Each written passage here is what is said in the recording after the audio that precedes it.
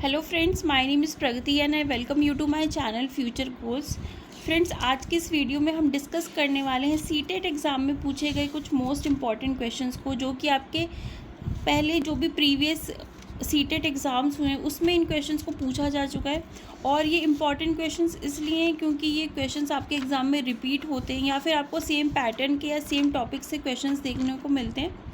तो आज जो हम डिस्कस करने वाले हैं 10 क्वेश्चंस, वो सीडीपी यानी कि बाल विकास वाले सेक्शन से हम डिस्कस करेंगे।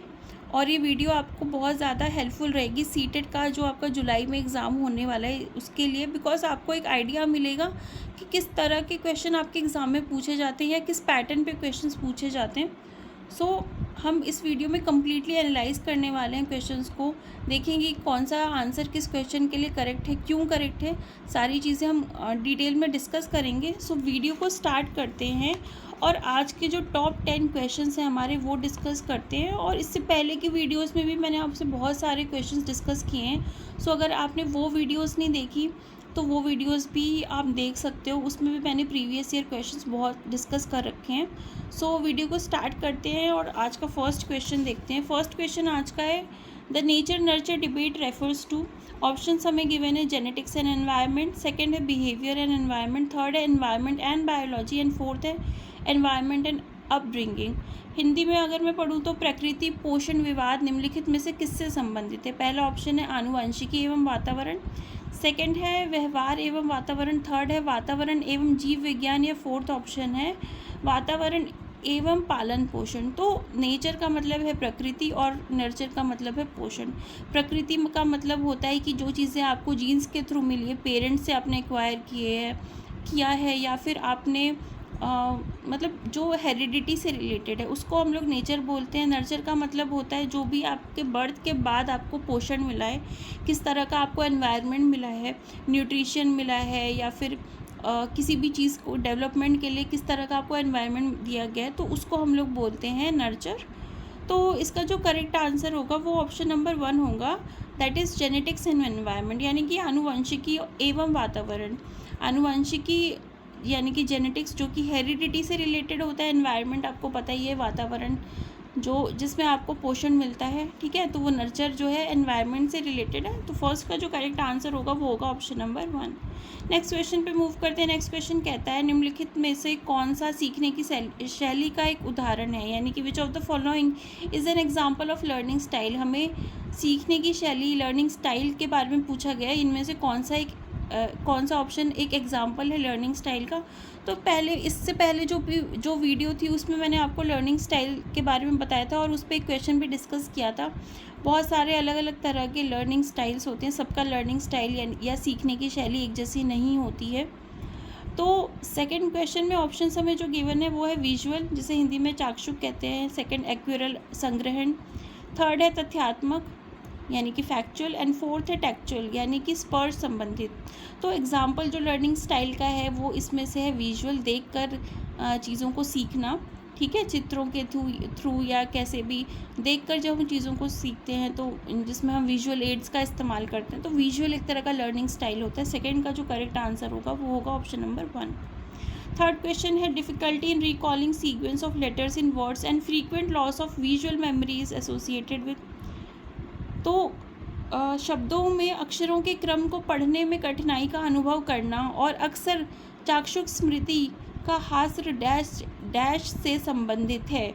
तो जब हम रीडिंग करते हैं तो उसमें क्या होता है कि लेटर्स एक पर्टिकुलर सीक्वेंस में लिखा होता है। जैसे कि अगर मैं बोलूँ बॉल एक वर्ड है तो पहले बी लिखा रहेगा, फिर ए, फिर डबल एल लिखा रहेगा, इस तरह से लिखा होगा। तो आप इसको सीक्वेंस को याद रखोगे तभी आप बॉल की स्पेलिंग सही से लिख सकते हो या पहचान सकते हो। तो जब बच्चे को डिफ़िकल्टी होती है सीक्वेंस को रिकॉल करने में, वापस सीक्वेंस जो होता है, अक्षरों का क्रम होता है, उसको वो याद नहीं रख पाते, ठीक है, लॉस होता है उनकी विजुअल मेमोरी में, ठीक है, तो उसको हम लोग बोलते हैं डिसलेक्सिया, यानी कि जो थर्ड है उसका करेक्ट आंसर होगा ऑप्शन नंबर 1 डिसलेक्सिया। डिसकैलकुलिया तो कैलकुलेशन से संबंधित होता है। डिस्ग्राफिया में राइटिंग में डिसेबिलिटी होती है, डिफ़िकल्टी आप बोल सकते होती है। फोर्थ है डिस्ट्रैक्शन, जिसमें फिजिकल एक्टिविटीज़ से रिलेटेड होता है। तो थर्ड का जो करेक्ट आंसर है वो है ऑप्शन नंबर 1। नेक्स्ट क्वेश्चन देखते हैं। नेक्स्ट क्वेश्चन कहता है the inner force that stimulates and compels a behavioural response and provide specific direction to that response is. Fourth का जो फर्स्ट ऑप्शन है वो है motive, then second perseverance, third है इमोशन और चौथा जो ऑप्शन है कमिटमेंट, जिसे हिंदी में वचनबद्धता बोला जाता है। तो यहाँ पे हमसे कहा जा रहा है कि एक आंतरिक बल जो प्रोत्साहित करता है और व्यवहार परक प्रतिक्रिया के लिए बाध्य करता है एवं उस प्रतिक्रिया को विशिष्ट दिशा उपलब्ध कराता है। तो जब भी हम कोई काम करते हैं उसके पीछे या कोई रीज़न होता है हमारा या कोई मोटिव होता है, तभी हम उस काम को करते हैं। ठीक है, तो जैसे अगर हम ये पढ़ाई कर रहे हैं या वीडियोस देख रहे हैं या प्रीवियस ईयर क्वेश्चंस कर रहे हैं, तो हमारा मोटिव है हमारा सीटेट एग्ज़ाम क्लियर करना।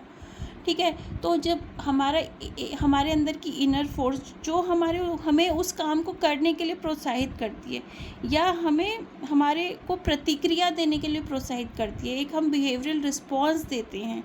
ठीक है, तो उसको क्या बोला जाता है, एक हमें डायरेक्शन दिखाती है कि हाँ हमें इस डायरेक्शन में वर्क करना है, तो वो होता है हमारा मोटिव, यानी कि किसी काम को करने के पीछे का मोटिव, रीज़न। तो इसको आप मोटिवेशन से भी रिलेट कर सकते हो। ठीक है, कि आपको मोटिवेशन क्या होती है, एक बल ही तो होता है जो आपको प्रोत्साहित करता है किसी कार्य को करने के लिए।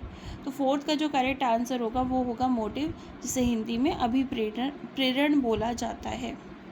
फिफ्थ जो क्वेश्चन है वो कहता है according to the pre conventional level of Kohlberg theory to which of the following would an individual turn when making a moral decision? Option हमें गिवन है first personal needs and desire, second individual values, third family expectations and fourth है potential punishment involve. Hindi में Kohlberg के सिद्धांत के पूर्व परंपरागत स्तर के अनुसार कोई नैतिक निर्णय लेते समय एक व्यक्ति निम्नलिखित में से किस तरफ प्रवृत्त होगा। पहला ऑप्शन है व्यक्तिगत आवश्यकताएं तथा इच्छाएं, सेकंड है व्यक्तिगत मूल्य, थर्ड है पारिवारिक अपेक्षाएं या फोर्थ अंतर्निहित संभावित दंड। तो जो कोलबर्ग हैं, लॉरेंस कोलबर्ग, उन्होंने स्टेजेस दिए हैं मोरल डेवलपमेंट की, जिसमें उन्होंने 3 लेवल बताए हैं। पहला है प्री कन्वेंशनल, सेकंड है कन्वेंशनल एंड थर्ड है पोस्ट कन्वेंशनल लेवल। तो हमसे पूछा जा रहा है कि जो प्री कन्वेंशनल लेवल होता है उसमें बच्चा जब डिसीजन लेता है तो वो किस बेसिस पे लेता है, बच्चा या कोई पर्सन। प्री कन्वेंशनल स्टेज में तो बच्चा ही होता है उस एज में, तो वो किस तरह से अपने डिसीजन को लेता है, किस बेसिस पे वो निर्णय लेता है। तो प्री कन्वेंशनल स्टेज में इस थ्योरी में ये बताया गया है कि बच्चे के अंदर बिल्कुल भी मोरालिटी नहीं होती, ज़ीरो मोरालिटी होता है। तो मोरालिटी के बेसिस पे, नैतिकता के बेसिस पे तो वो अपने निर्णय लेगा नहीं। तो बच्चा जो है पोटेंशियल पनिशमेंट की वजह से निर्णय लेता है कि उसे कोई दंड ना मिले।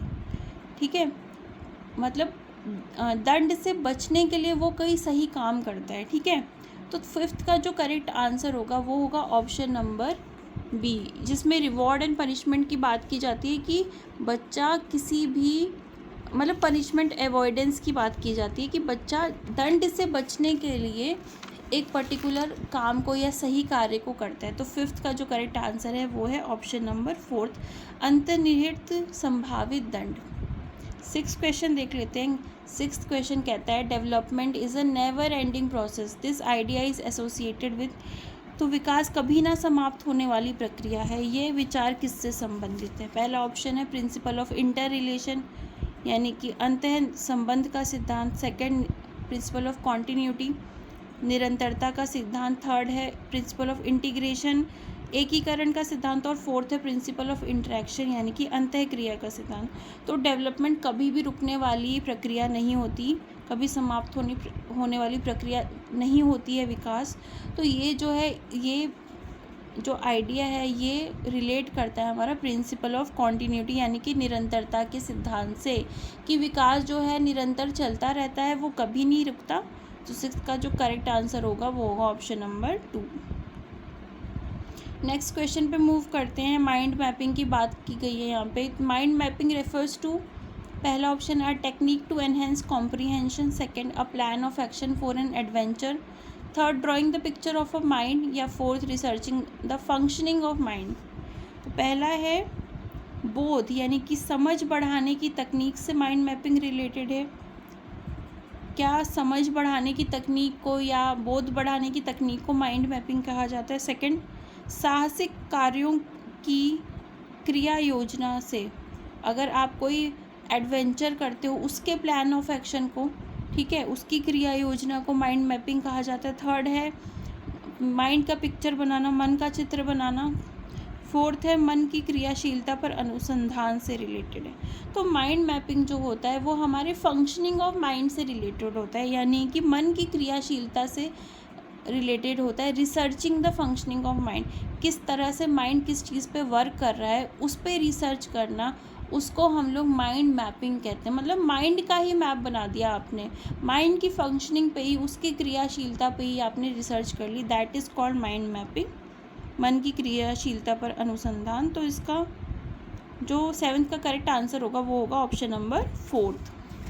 नेक्स्ट क्वेश्चन देख लेते हैं। Orthopedically impaired children are likely to have, शारीरिक रूप से जो बच्चे असक्षम होते हैं उनमें सामान्यतः कौन सी एक डिसेबिलिटी है जो होती है? पहला ऑप्शन है डिसकैलकुलिया, सेकंड है डिसलेक्सिया, थर्ड है डिस्ग्राफिया और फोर्थ है डिस्थेमिया। तो डिसकैलकुलिया में कैलकुलेशन से रिलेटेड प्रॉब्लम होती है, तो ये शारीरिक नहीं होता, मानसिक होता है। डिसलेक्सिया भी मानसिक होता है। और डिस्थेमिया यानी कि तनाव से संबंधित आप कह सकते हो इसको, मतलब जो बहुत ज़्यादा स्ट्रेस होता है इसमें, वो होती है डिस्थेमिया। तो जो करेक्ट आंसर होगा इसका वो होगा ऑप्शन नंबर 3 डिस्ग्राफिया। डिस्ग्राफिया में राइटिंग डिसऑर्डर होता है। राइटिंग करने के लिए आपको हाथों के सही मूवमेंट की ज़रूरत होगी। अगर आपके हाथों की हैंड्स की मूवमेंट सही नहीं है तो आप अच्छे से राइटिंग नहीं कर पाओगे। तो इसके लिए आपके हाथों की मूवमेंट, हाथ किस सही तरह से काम करें, ये बहुत ज़रूरी है कि हाथों की मदद से आप मोटर एक्शंस कर पा रहे हो। तो इसके लिए जो बच्चे शारीरिक रूप से असक्षम होते हैं उनमें डिस्ग्राफिया पाया जाता है। तो 8th का जो करेक्ट आंसर है वो है ऑप्शन नंबर 3। नेक्स्ट क्वेश्चन देख लेते हैं। Successful inclusion requires the following except, सफल समावेश को निम्नलिखित की आवश्यकता होती है सिवाय, तो इसमें से कौन सी ऐसी चीज़ है जिसकी इंक्लूजन में कोई ज़रूरत नहीं होती? पहला ऑप्शन है सेग्रीगेशन, पृथक्करण करना। सेकंड है अभिभावकों की भागीदारी यानी कि इन्वॉल्वमेंट ऑफ पेरेंट्स। थर्ड है क्षमता बढ़ाना, कैपेसिटी बिल्डिंग करना, क्षमता में वर्धन करना, ठीक है। और फोर्थ है संवेदनशील बनाना यानी कि सेंसिटाइजेशन। तो देखो, अगर इंक्लूजन का मतलब क्या होता है कि किसी भी तरह का बच्चा है, अगर चाहे वो एबल हो डिसेबल हो, आपको उन सबको एक समान समझकर उनको शिक्षा प्रदान करनी है, दैट इज़ इंक्लूजन। एक ही जगह पे एक समान समझना है बच्चे को, उनमें कोई भेदभाव नहीं करना। एक समान समझने का मतलब ये नहीं कि अगर एक बच्चा जो है वो ठीक से देख नहीं पाता तब भी आप उसके लिए कोई स्पेशल आप अरेंजमेंट नहीं करोगे। आपको स्पेशल अरेंजमेंट करनी है, जिस बच्चे को जिस चीज़ की ज़रूरत है, जो भी उसकी नीड्स है, उसको पूरा करते हुए बच्चों को एक साथ शिक्षा देना, उसको बोलते हैं सक्सेसफुल इंक्लूजन करना। तो सक्सेसफुल इंक्लूजन में आप सेग्रीगेशन नहीं कर सकते, पृथक्करण नहीं कर सकते, मतलब अलगाव नहीं ला सकते, अलग अलग नहीं कर सकते। तो फिर अगर आप अलग अलग ही कर दोगे, सेग्रीगेट कर दोगे, तो इंक्लूजन कैसे होगा? तो 9th में हमें जो एक्सेप्ट हमें इसके सिवाय पूछा गया है, तो इसका जो 9th का करेक्ट आंसर होगा सेग्रीगेशन होगा। सक्सेसफुल इंक्लूजन में कभी भी सेग्रीगेशन नहीं किया जाता। पेरेंट्स को आप इन्वॉल्व कर सकते हो, उनकी मदद ले सकते हो, तो सेकेंड तो करेक्ट है। कैपेसिटी बिल्डिंग कर सकते हो, थर्ड भी करेक्ट है। और सेंसिटाइजेशन का होना यानी कि संवेदनशील होना, जब आप उन बच्चों के प्रति संवेदनशील ही नहीं बनेंगे तो किस तरह से आप इंक्लूजन करेंगे? तो ये सारे ऑप्शंस तो बिल्कुल करेक्ट हैं। जो इनकरेक्ट है वो है ऑप्शन नंबर 1, यही इसका आंसर है। 9th का जो करेक्ट आंसर है वो है ऑप्शन नंबर 1। 10th क्वेश्चन देख लेते हैं। 10th क्वेश्चन कहता है in the information processing model of thinking the following steps are said to take place. तो यहाँ पे चिंतन के सूचना प्रकरणम सिद्धांत में निम्नलिखित चरण आते हैं। कौन कौन से चरण जो होते हैं, कौन से स्टेप्स आते हैं हमारे इंफॉर्मेशन प्रोसेसिंग मॉडल है थिंकिंग का, जो उसमें पहला है रिस्पॉन्स एक्सिक्यूशन, प्रतिक्रिया क्रियान्वयन। सेकंड है प्रतिक्रिया चयन यानी कि प्री प्रोसेसिंग। सी ऑप्शन है। बी है रिस्पॉन्स सिलेक्शन यानी कि पूर्व प्रक्रमण, और फोर्थ है कैटेगराइजेशन यानी कि श्रेणीकरण करना। तो इसका हमें करेक्ट सीक्वेंस बताना है, इन चरणों का हमें सही क्रम बताना है। तो इसका जो करेक्ट आंसर होगा वो है फोर्थ ऑप्शन यानी कि CDBA। तो सबसे पहले जो है इंफॉर्मेशन प्रोसेसिंग मॉडल जो होता है थिंकिंग का, उसमें सबसे पहले किया जाता है प्री प्रोसेसिंग की जाती है, फिर उसके बाद उसको कैटेगराइज किया जाता है, देन रिस्पॉन्स को सेलेक्ट किया जाता है और लास्ट में रिस्पॉन्स को एग्जीक्यूट किया जाता है। पहले हमने प्री प्रोसेसिंग कर ली, फिर हमने कैटेगराइज कर लिया, फिर हम क्या करेंगे, रिस्पॉन्स सेलेक्ट करेंगे और एग्जीक्यूशन लास्ट में हम करते हैं। तो इसका जो करेक्ट आंसर होगा वो होगा ऑप्शन नंबर 4 कि आप सबसे पहले प्री प्रोसेसिंग करेंगे। ठीक है, पूर्व प्रक्रमण करते हैं पहले, उसके बाद जो है कैटेगराइज करते हैं, श्रेणी में डालते हैं, फिर उसके बाद रिस्पॉन्स को सेलेक्ट किया जाता है, प्रतिक्रिया का चयन किया जाता है और लास्ट में उसको एग्जीक्यूट किया जाता है। तो 10th का जो करेक्ट आंसर होगा वो है ऑप्शन नंबर 4। तो ये आज के हमारे कुछ 10 इम्पॉर्टेंट क्वेश्चंस थे जो आपके सीटेट एग्ज़ाम में पूछे जा चुके हैं, बहुत बार पूछे जा चुके हैं, या फिर सेम टॉपिक से, जैसे कोलबर्ग हो गया या इंक्लूजन हो गया या ये डिसलेक्सिया डिस्ग्राफिया, इन टॉपिक से क्वेश्चंस बहुत बार पूछे जाते हैं, इसी तरह के क्वेश्चंस पूछे जाते हैं।